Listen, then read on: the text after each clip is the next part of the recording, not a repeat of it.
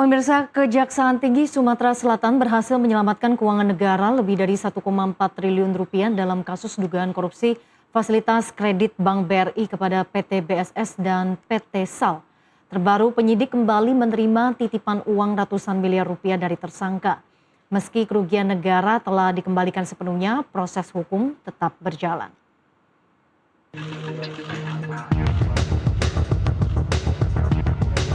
Tumpukan uang senilai ratusan miliar rupiah dipamerkan Kejaksaan Tinggi Sumatera Selatan di Palembang. Uang tersebut merupakan bagian dari pengembalian kerugian negara dalam perkara dugaan korupsi pemberian fasilitas kredit Bank BRI kepada PT BSS dan PT SAL. Kepala Kejati Sumsel menjelaskan, tim penyidik pidana khusus kembali menerima penitipan uang sebesar 219,7 miliar rupiah lebih melalui kuasa hukum tersangka Wilson Sutantio.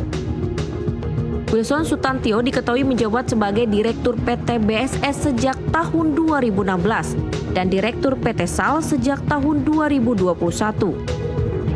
Dalam perkara ini, ia diduga memiliki peran sentral mulai dari pengajuan fasilitas kredit hingga pengelolaan dana pinjaman.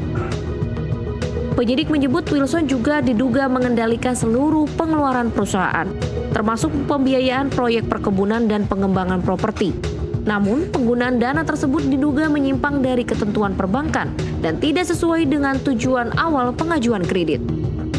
Penerimaan uang ini menjadi penyitaan keempat yang dilakukan penyidik untuk kepentingan pembuktian sekaligus pemulihan kerugian negara. Yang terkait dengan pemberian fasilitas kredit dari salah satu bank pemerintah yaitu BRI kepada PT BSS dan PT SAL. Seperti rekan-rekan media ketahui bahwa pada hari ini kita menerima penitipan uang sebesar 219 miliar 776 juta 584.814 rupiah.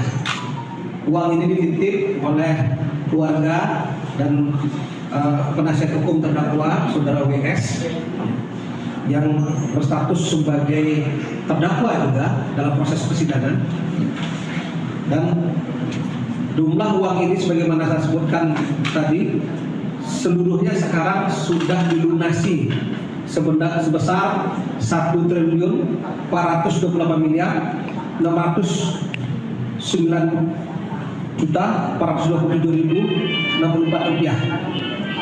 Jadi dari total kerugian negara kurang lebih 1,4 triliun ini sudah dilunasi oleh saudara WS. Seluruh kerugian negara dalam perkara ini telah dikembalikan secara bertahap hingga mencapai 100% atau lebih dari 1,4 triliun rupiah. Kejati Sumsel menegaskan pengembalian kerugian negara tidak menghapus dugaan tindak pidana yang telah terjadi. Penyidikan dan proses hukum terhadap para pihak yang bertanggung jawab akan tetap dilanjutkan hingga tuntas sesuai ketentuan perundang-undangan. Dari Palembang, Sumatera Selatan, Tetra Surya, jurnalis NTV, melaporkan.